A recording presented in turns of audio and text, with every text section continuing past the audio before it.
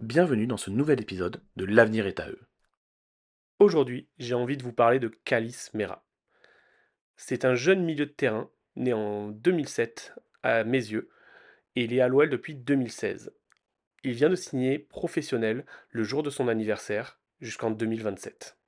C'est le capitaine de l'équipe U19 et Gambardella. Cette saison, il a également débuté en National 3 sur la toute fin de saison, mais il a aussi joué avec l'équipe réserve en Plic. Ce qui est de bon augure pour la saison prochaine parce que ce sera un élément important, je pense, de l'équipe réserve, hein, par ailleurs. Il a pas mal grandi par rapport à avant, il était assez frêle, assez petit. Il lui faudra encore peut-être prendre encore un petit peu de masse musculaire maintenant qu'il a grandi. Si on parle de son profil, comme j'ai dit, donc Kalismera, c'est un milieu relayeur, voire milieu défensif, et c'est l'archétype du milieu estampillé OL. Grosse qualité technique, élégance de jeu, vision de jeu, et on peut y rajouter avec lui la hargne et le travail défensif. C'est quelqu'un qui ne rechigne pas au travail défensif, qui fait les efforts. Il joue quand même sur certains matchs, il joue quand même, il est capable de jouer assez bas sur le terrain pour distribuer, pour être le premier relanceur, le premier organisateur de jeu. Donc il joue énormément et il a joué énormément dans un double pivot, ce qui est plutôt une bonne chose pour l'avenir. Il sait gérer les déplacements autour de lui pour se positionner déjà, mais aussi pour du coup orienter le jeu. Il dispose d'un très bon jeu de passe et comme vous pouvez le voir sur les images, c'est un très bon tireur de coups de pied arrêtés également. Il avait déjà d'ailleurs marqué, pour la petite anecdote, mais ça vous le verrez un tout petit peu après dans la vidéo, un superbe coup franc pardon, direct contre Saint-Étienne. C'était sur un match où il y avait John Textor et Pierre Sage qui étaient dans les tribunes ce jour-là lors d'un derby U17. Donc voilà, donc un tireur de coup de pied arrêté, comme j'ai dit, hein, du coup, mais capable donc il a une belle frappe de balle aussi de l'extérieur de la surface. On pourrait pas croire comme ça parce que, comme je dis, il fait un petit peu frêle et quoi, mais il est assez puissant au niveau de sa frappe de balle. Donc ça, c'est quelque chose de très intéressant aussi dans son jeu.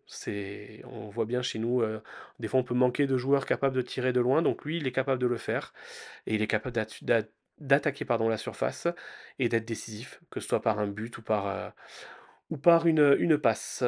Et voilà, comme vous voyez, du coup, c'est aussi un joueur, comme je dis, capitaine de ses équipes et surtout qui a la hargne, il se bat, c'est pas juste un beau profil, un beau joueur. Comment l'intégrer dans le groupe professionnel? Deux possibilités selon moi. La plus simple, ce serait de l'envisager comme soit un backup en numéro 10, en se disant qu'il est encore peut-être un petit peu frêle ou quoi, donc il vaut peut-être mieux l'avoir en backup numéro 10. Mais il pourrait très bien jouer dans le double pivot également aussi, que ce soit dans un 4-4-2, dans un 4-2-3-1 pardon, ou 4-3-3 pardon. 4-3-3 donc en relayeur, mais 4-2-3-1 plutôt donc soit dans le double pivot, en étant celui qui serait le moins défensif des deux, donc lui associé avec un joueur plus défensif, pour que lui, il ait plus l'organisation et l'orientation du jeu à gérer.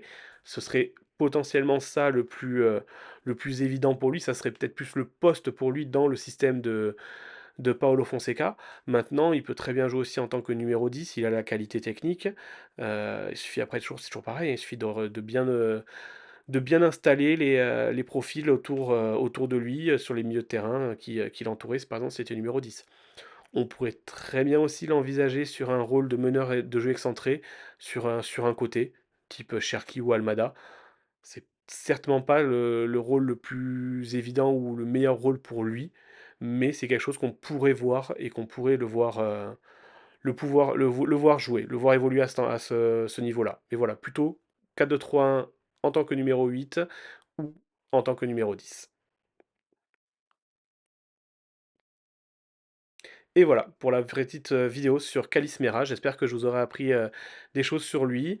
Donc si c'est le cas, beh, likez la vidéo, commentez et surtout, n'hésitez pas à vous abonner à la chaîne pour ne pas rater les prochaines vidéos de L'avenir est à eux. Merci.